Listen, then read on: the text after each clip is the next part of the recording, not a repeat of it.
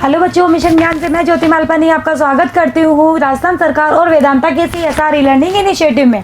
देखिए बच्चों, आज हम जो हमारा टॉपिक है आज का वो है गाउस की जो लास्ट एप्लीकेशन है। अब तक हम टोटल 5 एप्लीकेशन कर चुके हैं उसकी, ठीक है। जिन बच्चों ने वो वीडियो नहीं देखे हैं आप प्लीज़ उन्हें ज़रूर देखिएगा। एग्ज़ाम में कोई ना कोई एक एप्लीकेशन ज़रूर पूछी जाएगी, तो जिन्होंने नहीं देखा है उन्हें वो वीडियो ज़रूर देखना है। और आज है इसकी 6 एप्लीकेशन, अचालक गोले के कारण तीव्रता की गणना, यानी कि नॉन कंडक्टिंग स्पेयर। अब तक हमने कंडक्टिंग स्पेयर पढ़ा था लास्ट वीडियो में। अब हम पढ़ेंगे कि अगर आपका जो स्पेयर है वो नॉन कंडक्टिंग हो तो तीव्रता कितनी होगी और कहाँ कहाँ पे। वही जब बिंदु P बाहर हो, जब बिंदु P सरफेस पे हो और जब बिंदु P अंदर हो। वही 3 केस करेंगे, ग्राफ ड्रॉ करेंगे, ठीक है। कुछ कुछ चीज़ें आपको सिमिलर मिलेगी, कुछ कुछ चीज़ों में चेंज आएगा। अब वो चेंज क्यों आएगा? क्योंकि अब आपका स्पेयर नॉन कंडक्टिंग हो गया है। और हमने पढ़ा है कि कंडक्टिंग स्पेयर और नॉन कंडक्टिंग स्पेयर में फ़र्क होता है। वो क्या होता है मैं थोड़ा सा रिपीट कर देती हूँ, बाकी लास्ट वीडियोस में मैंने आपको डिटेल में बताया है। कंडक्टिंग जो स्पेयर होता है उसमें तो जितना भी चार्ज होता है, जितने भी चार्ज की हम बात करें, जैसे ये कंडक्टिंग स्पेयर है, ठीक है, तो इसमें जितना भी चार्ज होता है वो उसके सरफेस पे चला जाता है या नहीं।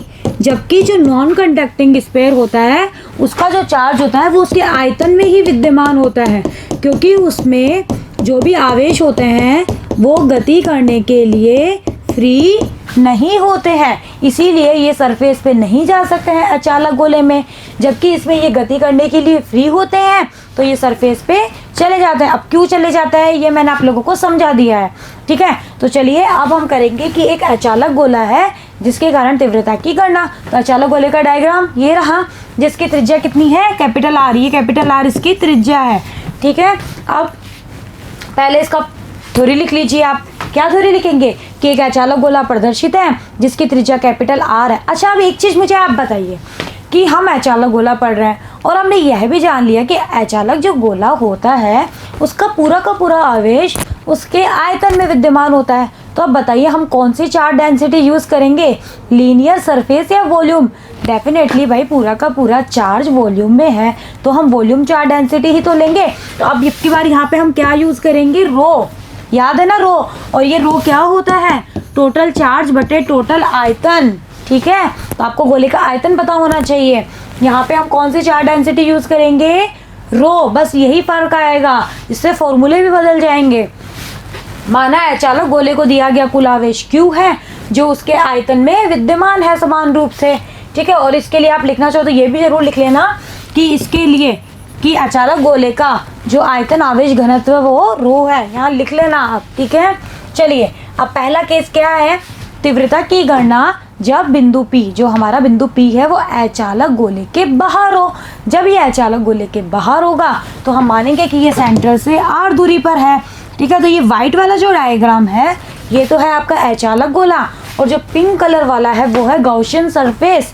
भाई अब हम क्या करेंगे, बिंदु P बाहर है तो हम P से एक गोलाकार गॉसियन सरफेस बनाएंगे और जिसकी रेडियस कितनी होगी, स्मॉल r। भाई अगर इस बड़े वाले स्पेयर की बात करूँ जो गॉसियन सरफेस है तो उसकी रेडियस तो स्मॉल r ही है। अब इसके ऊपर हम एक अल्पांश चुनेंगे। इस अल्पांश का क्षेत्रफल हमेशा ऐसे ही, अल्पांश ऐसे रखा हुआ है तो परपेंडिकुलर टू दी प्लेन, ठीक है। तो E की डायरेक्शन ये, E की तो ऑलरेडी है और DA की भी है, तो थीटा यहाँ पे कितना है, 0 डिग्री। बस सेम वही काम हमें वही करना है जो हम करते आ रहे हैं, बस चीज़ें चेंज हो जाएगी कुछ कुछ, ठीक है। चलिए तो शुरू करते हैं। अब इसका डेरिवेशन थ्योरी आप लोग लिख लीजिएगा। थ्योरी लिखना आपको आता है ना, मैं बता चुकी हूँ। जो हमने माना है, जो लिया है डायग्राम में, वही आपको क्या करना है, थ्योरी में लिखना है। यही कि हमने R केंद्र से R दूरी के ऊपर एक बिंदु P ले लिया जिसके ऊपर हमें तीव्रता की गणना करनी है। बिंदु P पर तीव्रता की गणना करने के लिए एक गॉसियन सरफेस ले ली है, गोलाकार, वो भी कैसी, गोलाकार।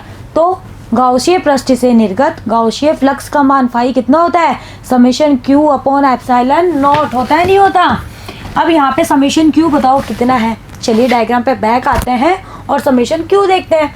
ये तो है आपका गॉसियन सरफेस और ये है, इसको दिया गया पूरा चार्ज Q। तो बताओ ये पूरा का पूरा गॉसियन सरफेस में आ रहा है या नहीं आ रहा है। तो समेशन Q बराबर यहाँ पे कितना आ गया, Q ही आ गया। तो बस ये वैल्यू यहाँ पे पुट कर दीजिए। यहाँ पे आपने ये पुट कर दी तो आपके पास में आएगा phi equals to q upon epsilon nought. ये तो आ गया हमारा पहला फॉर्मूला हमेशा की तरह जो हमने गाउशियन फॉर्मूले से गाउशियन नियम से निकाला है। दूसरा हम निकालेंगे किससे? फ्लक्स की डेफिनेशन से। फ्लक्स की डेफिनेशन से डी फाई क्या होता है? E dot D A. अब निर्गत फ्लक्स की गणना करने के लिए हम क्या करेंगे? गाउशियन जो सरफेस है उसके ऊपर एक अल्पांश चुनेंगे जिसका क्षेत्रफल है डी ए, है ना? ठीक है, ये चुन लिया तो डी फाई हो गया ई डॉट डी ए। अब अगर हमें पूरे गाउशियन सरफेस से निर्गत फ्लक्स निकालना है तो इसका इंटीग्रेशन कर देंगे तो ये आ जाएगा integration E D A. E dot D A को खोल दीजिए, E D A cos theta, theta कितना आया था? 0 डिग्री, कॉस जीरो होता है 1। चलिए तो हमारे पास में टोटल फाई आ गया इंटीग्रेशन ई डी ए। वापस ई का जो मान होगा वो तो पूरे गाउशियन सरफेस के लिए कांस्टेंट होगा तो ई को इंटीग्रेशन से बाहर निकाला जा सकता है। अब ई को बाहर निकाल लिया तो हमारे पास में फॉर्मूला आ गया phi equals to close integration d A. अब बताइए क्लोज इंटीग्रेशन डी ए क्या है? जो भी हमने गाउशियन पृष्ठ लिया है उसका क्षेत्रफल, तो गोला है तो गाउशियन पृष्ठ गोला ही, तो बताओ उसका क्षेत्रफल कितना होगा? 4 पाई स्मॉल आर स्क्वायर। क्यों? क्योंकि गाउशियन सरफेस की त्रिज्या कितनी है? स्मॉल आर, जबकि कैपिटल आर किसकी है? अचालक गोले की। तो बस मैंने बताया था लास्ट वीडियोस में भी कहा था इस चीज़ को आपको ध्यान रखना है।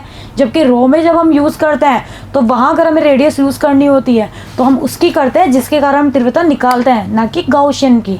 चलिए तो ये आ गया 4 पाई आर स्क्वायर, यहाँ पे वैल्यू पुट कर दी तो दूसरा फॉर्मूला फाई का आ गया ये। भाई दोनों ही फाई तो दोनों बराबर होने चाहिए।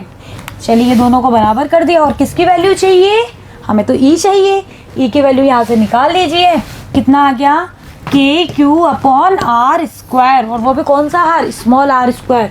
तो ये होता है ई आउट, मतलब बाहर के लिए तो निकाल रहे थे, इसको ई आउट भी लिख सकते हैं। K q upon small r square हो गया। अब अगर इसको आपको रो की फॉर्म में पूछा जाए तो भाई रो ही तो यूज़ करेंगे। अब आयतन के अंदर आवेश है तो रो क्या होता है?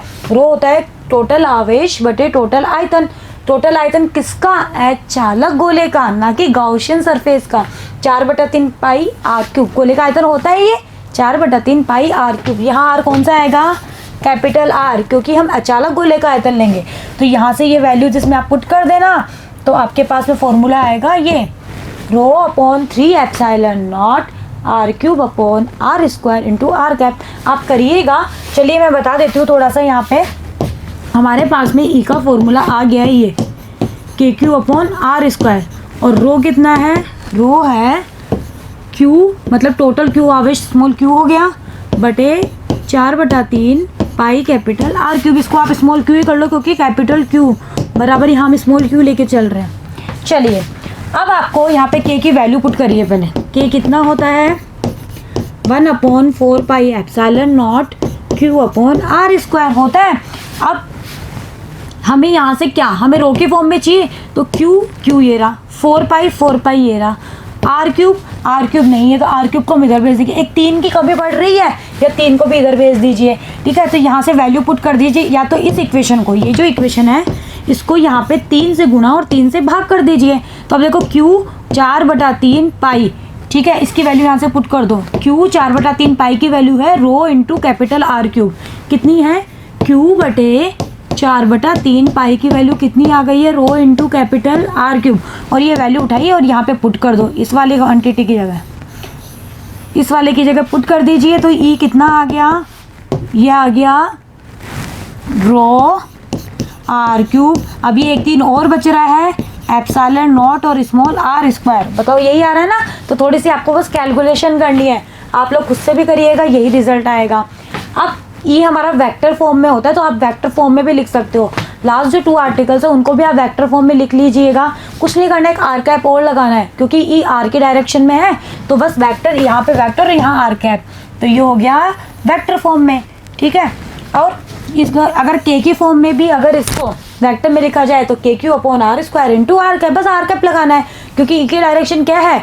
आर कैप के डायरेक्शन है, जहाँ आर कैप आपका क्या है? Unit vector. चलिए तो ये तो हो गया हमारा अचालक गोले के बाहर इलेक्ट्रिक फील्ड। अब हम क्या करेंगे? बिंदु को उठाएंगे और कहाँ लेके आएंगे बच्चों? उसके पृष्ठ के ऊपर लाएंगे ना। तो अब करेंगे तीव्रता की गणना जबकि बिंदु P अचालक गोले के पृष्ठ पर, यहाँ पे थोड़ी सी प्रिंटिंग मिस्टेक है, आप लोग लिख लीजिए पृष्ठ पर स्थित हो। और पृष्ठ पर स्थित होने के लिए कंडीशन क्या होती है, R बराबर R होती है। ठीक है, अब देखिए आप लोग मेरे साथ साथ नोट्स जरूर बनाते रहिएगा बच्चों। अगर आपको वीडियो में कोई प्रॉब्लम आ रही है तो आप वीडियो को दोबारा देखिएगा। अब हमने बिंदु P को उठाया और पृष्ठ पर ले आए। जब पृष्ठ पर ले आए तो गॉसियन सरफेस भी इसके पृष्ठ के ऊपर ही बनेगी ऐसे। ठीक है, जिसकी दूरी या जिसकी रेडियस R बराबर R होगी नहीं होगी, स्मॉल r और कैपिटल R बराबर हो चुके हैं। डायरेक्शन सबकी सेम रहेगी, E भी यही, DA भी यही। भाई अल्पांश क्यों रहेंगे तो DA की डायरेक्शन भी यही। बस आपको क्या करना है, जो लास्ट में हमने निकाला है अभी उसमें स्मॉल r की जगह कैपिटल R पुट कर दीजिए। अब वहाँ पर आप स्मॉल r की जगह कैपिटल R पुट करोगे तो एक फॉर्मूला तो ये आएगा, यहाँ करिए KQ upon capital R square. अब और दूसरा सिग्मा के फॉर्म में अगर आप लिखोगे तो वहाँ क्या था वो फॉर्मूला, ये देखिए हम बैक आते हैं और देखिए ये फॉर्मूला ये था। अगर इसमें R बराबर R आप पुट करोगे तो ये आएगा रो R³ upon 3 epsilon not capital R square R cap. ये 3 और ये 2 कट गए तो ये आ गया rho capital R upon 3 epsilon nought small R cap आया। और बस यही फॉर्मूला वहाँ आ रहा है, ये देखिए यही आ रहा है रो R upon 3 epsilon not R cap. तो ये हो गए वेक्टर फॉर्म में। चलिए तो ये हो गया, ये भी आसान है भाई, पृष्ठ वाला तो बहुत इजी होता है अगर हम बाहर निकाल लेते हैं तो। चलिए अब हम करते हैं, अगर आपका बिंदु P अचालक गोले के अंदर आ जाएंगे तब क्या करेंगे, चलिए करते हैं। वहाँ थोड़ा सा चेंज होएगा क्योंकि आवेश में फ़र्क पड़ जाएगा। तो ये होगा इसका डायग्राम कि अब आपका ये जो गॉसियन सरफेस है वो अंदर आ चुका है क्योंकि बिंदु P कहाँ है, ये रहा बिंदु P। ठीक है, अब वही इसके ऊपर एक अल्पांश चुना, इससे पारित एक गोलाकार गॉसियन पृष्ठ चुना। अब बताओ क्या ये गोलाकार जो गॉसियन पृष्ठ हमने चूज किया है अंदर की तरफ, वो क्या पूरा का पूरा क्यों आवेश ले पा रहा है, नहीं ना, उसमें कुछ ही तो आवेश आ पा रहा है। अब देखिए कुछ ही आ पा रहा है ना, तो पहले हमें यह निकालना होगा कि आखिर इस गोलाकार गॉसियन पृष्ठ द्वारा परिबद्ध कुल आवेश कितना है, क्योंकि भाई गॉसियन नियम में तो यही चाहिए। तो अब हम ये कैलकुलेट करेंगे। थ्योरी आपको वही लिखनी है, अचालक गोले के केंद्र से R दूरी पर स्थित अंदर, क्या अंदर कर रहे हैं इसलिए अंदर, बिंदु P पर तीव्रता की गणना करनी है। बिंदु P पर तीव्रता की गणना करने के लिए बिंदु P से पारित एक गोलाकार गॉसियन पृष्ठ चूज किया। तो गॉसियन नियम से फाई जो होता है वो ये होता है। अब हमें क्या कैलकुलेट करना है बच्चों, समेशन Q, क्योंकि समेशन Q आपकी बार Q के बराबर नहीं है ना इस कंडीशन में, तो आप यहाँ पे ये डायरेक्ट नहीं लिख सकते हो। तो अब आपको ये कैलकुलेट करना पड़ेगा। कैसे कैलकुलेट करेंगे, देखिए इस तरह का डायग्राम में कुछ थोड़ा सा कलरफुल बनाते हैं ताकि आपको समझ में आए। ये है हमारा अचालक गोला है जिसके अंदर आवेश है इतने सारे, जिसको हमने कहा कि Q आवेश है। ओके, अब हमने बिंदु P को अंदर ले लिया। जब बिंदु P को अंदर ले लिया तो क्या हुआ, ये गॉसियन सरफेस बन गई, ये बिंदु P बन गया, ये R दूरी, ये कैपिटल R दूरी। अब इसके अंदर तो कुछ ही आवेश आ पा रहे हैं, तो अब हम कैसे निकालेंगे आवेश, हम लिखेंगे कि ये जो पहली चीज़ तो ये कि अचालक गोला है तो सारा का सारा आवेश उसके आयतन में होगा। अब गोले का आयतन क्या होता है, 4/3 पाई R³। पहले हम लिखेंगे कि ये जो अचालक गोला है जिसकी रेडियस कैपिटल R है उसके आयतन में कितने आवेश है टोटल, तो हम लिखेंगे 4/3 पाई R³। बताओ यही आयतन होगा नहीं होगा, इसमें टोटल आवेश कितने हैं, Q है या नहीं। तो इकाई में कितने होंगे, इकाई में होने के लिए इसको नीचे ले जाते हैं तो यह आ जाएगा Q 4/3 पाई R³। लेकिन हमें तो इकाई में थोड़ी चाहिए, हमें तो चाहिए कि इस छोटे गोले में यानी कि इस गॉसियन सरफेस वाले गोलाकार पृष्ठ में कितना आवेश है। तो गॉसियन सरफेस वाला जो गोलाकार पृष्ठ है उसका आयतन क्या होगा, उसका होगा 4/3 पाई स्मॉल R³। भाई इसकी रेडियस स्मॉल R है तो यही होगा। तो इसमें इकाई में जब इतने निकल गए तो इस आयतन में इतने आवेश होंगे तो इसको इतने से गुणा कर दीजिए। ठीक है, वो इतने आवेश इसमें आ जाएंगे। तो देखिए 4/3 पाई कैपिटल R³ आयतन में कुल आवेश Q। चलिए इकाई में Q/10, तो 4/3 पाई स्मॉल R³ आयतन में द्वारा परिबद्ध कुल आवेश, तो इसको इतने से गुणा कर दीजिए। क्या क्या कट गया, 4 पाई से 4 पाई कट गया, 3 से 3 कट गया, तो कितना आ गया ये QR³ अपॉन कैपिटल R³ आया नहीं आया। अब ये आ गया हमारा समेशन क्यू, है ना आसान निकालना, बस थोड़ा सा दिमाग लगाना था। तो ये आ गया समेशन क्यू।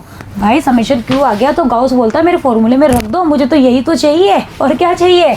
चलिए तो ये आ गया गाउसियन नियम से फ्लक्स का मान। मैंने समेशन क्यू की वैल्यू पुट कर दी और ये एप्सिलॉन नॉट नीचे। भाई अब देखिए ये आ गया पहला। अब हमें एक फाई और चाहिए फॉर्मूले से, वो तो इजीली निकल जाएगा। निकालिए डी फाई कितना होता है, ई डी ए। सूत्रानुसार निर्गत फ्लक्स की गणना करने के लिए हम गाउसियन प्रश्न पर क्या चुनेंगे, एक एलिमेंट चुनेंगे जिसका क्षेत्रफल कितना होगा, डी ए होगा। तो अल्पांश से निर्गत फ्लक्स कितना हो जाएगा, ई डी ए। संपूर्ण गाउसियन पृष्ठ से निर्गत फ्लक्स, इसका इंटीग्रेशन, ये तो भाई बार बार करते आ रहे हैं। कॉस थीटा की फॉर्म में लिख दिया। थीटा कितना है, थीटा तो भाई 0 ही है, चाहे अंदर हो चाहे बाहर हो। चलिए तो ये आ गया इतना। ई का मान नियत होता है, बाहर निकल गया। अब ये डी ए की जगह क्या पुट करेंगे, ये डी ए है गाउसियन सरफेस का एरिया। गाउसियन सरफेस का कितना है, 4 pi small r square, put कर दीजिए।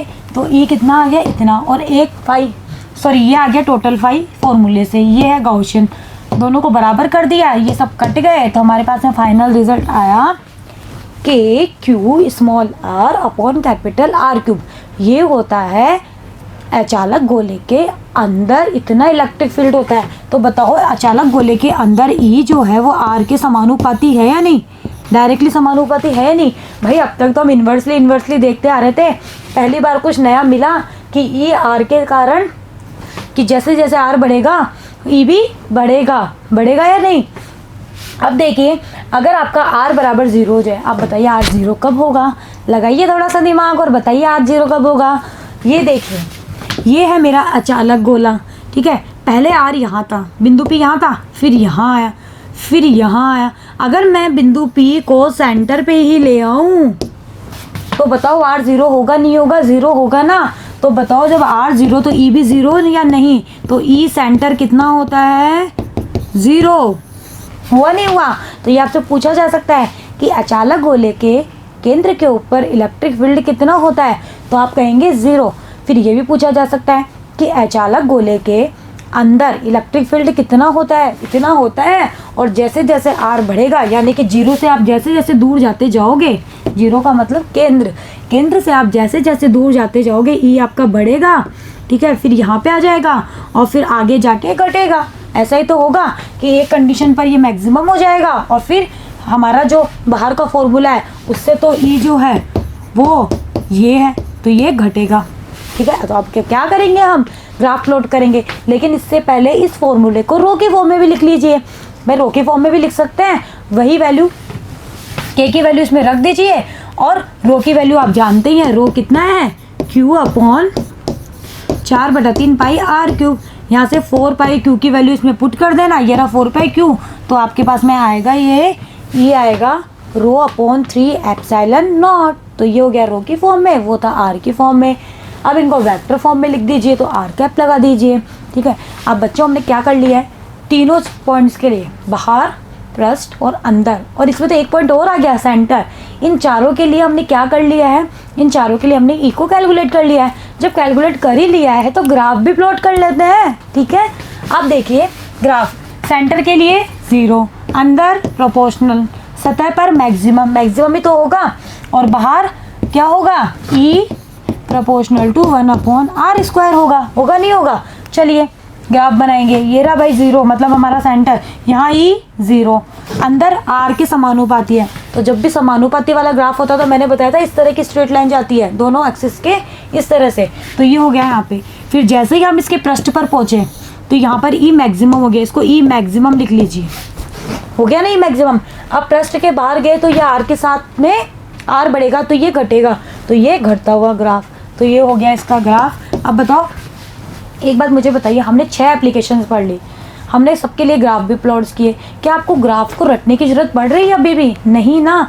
आपको अगर फॉर्मूले समझ में आ गए और फॉर्मूले की मीनिंग समझ में आ गए तो आप ग्राफ प्लॉट बताओ आसानी से कर सकते हो ना। तो इसलिए ग्राफ्स को रटना नहीं है भाई, रटोगे तो भूल जाओगे एग्जाम में कि किसका कैसा था। तो आप फॉर्मूले ध्यान रखिए, और फॉर्मूले निकालना भी मुश्किल नहीं है ना, आर्टिकल्स बहुत ईजी है, सिर्फ थोड़ा सा कॉन्सेप्ट काम कर रहा है। और कुछ चीज़ें तो हर आर्टिकल में आपको सिमिलर ही नज़र आ रही है ना। तो आप इन आर्टिकल्स को एक बार घर पर बिना देखे खुद से हैंड ओवर ज़रूर करके देखिएगा, फिर मिलाइएगा कि आपने कहाँ मिस्टेक करी है, तो फिर आप वो इस मिस्टेक दोबारा नहीं करोगे। 1-2 बार आप इनकी प्रैक्टिस कर लोगे तो आपको ये बहुत ईजी लगेंगे ना। और फॉर्मूले आपको देखो याद रखने हैं, क्यों? क्योंकि एग्ज़ाम में जब न्यूमेरिकल आएगा तो वहाँ तो डायरेक्ट फार्मूला बेस ही आएगा, ठीक है। तो आपको आपको क्या है, जितने भी फॉर्मूले हैं वो तो आपको याद रखना है। तो आप लोग एक काम कर सकते हैं, अपनी कॉपी में, भाई हमने सारे आर्टिकल कर लिए हैं इसके 6 के 6 एप्लीकेशंस, तो अपनी कॉपी में एक पेज लीजिएगा, उसमें ऊपर लिख लेना रेखीय तार, फिर उसके सारे फॉर्मूले, फिर कंडक्टिंग प्लेट उसके, कंडक्टिंग प्लेट उसके लिख लेना, नॉन कंडक्टिंग शीट के लिख लेना, स्पेरिकल शेल के लिख लेना, स्पेयर के लिख लेना और नॉन कंडक्टिंग स्पेयर के लिख लेना। तो आप जब एग्ज़ाम में देखो, और उनके ग्राफ भी बना लेना वहाँ पर शॉर्टकट में, ताकि जब आप एग्ज़ाम में देखो ना तो आपको फटाफट से फॉर्मूले मिल जाए कि हाँ भाई ये फॉर्मूला है, तो आपको पीछे डेरिवेशंस की पेज पलटने की ज़रूरत नहीं पड़ेगी, ठीक है बच्चों। तो इसी के साथ में हमारे गॉस की जो एप्लीकेशंस है वो ख़त्म होती है, लेकिन अभी चैप्टर ख़त्म नहीं हुआ है, अभी कुछ और डेरिवेशंस है जो हम नेक्स्ट वीडियो में करेंगे। तो बने रहिएगा मेरे साथ, मिलते हैं नेक्स्ट वीडियो में। Thank you.